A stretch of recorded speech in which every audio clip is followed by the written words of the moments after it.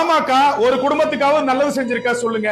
அப்படி நல்லது செஞ்சிருந்தா நான் என்னுடைய நாக்கு அறுத்துக்கிறேன்னு சொல்லிட்டு திமுக எம்பி ஜெகத் ரட்சகன் பேசியிருக்கிறார். இது எப்படி தெரியுமா இருக்கு? வளர்ந்த கடா வளர்ந்ததுக்கு அப்புறம் மார்ல முட்டுன்னு சொல்லுவாங்கல்ல, அந்த மாதிரி இருக்குது.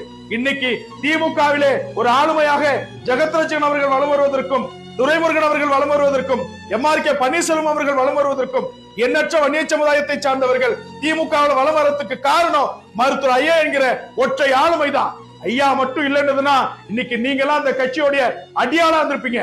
ஐயாவுடைய ஆளுமைதான் இன்னைக்கு உங்க கட்சியில உங்களை ஒரு உயரிய இடத்துல வச்சிருக்கக்கூடிய சூழலை உண்டாக்கி இருக்குது. இதெல்லாம் தெரியாம, இதெல்லாம் அறியாம, அரசியல் ஆதாயத்திற்காக, அரசியல் லாபத்திற்காக சுய சமுதாயத்தை இழிவுபடுத்தக்கூடிய நீங்கள் உங்களுடைய நாக்கு அறுத்துக்கிறதுல தப்பே கிடையாது. அன்புமணி ராமதாஸ்க்கு ராஜ்யசபை அப்பி கொடுத்தோன்றீங்களே, ஏன் கொடுத்தீங்க? எதுக்கு கொடுத்தீங்க? உங்களுக்கு தேவை இருந்தது. தைலாபுரத்திலிருந்து தைலம் எப்போது வரும் என்று வழி மீது விழி வைத்து காத்து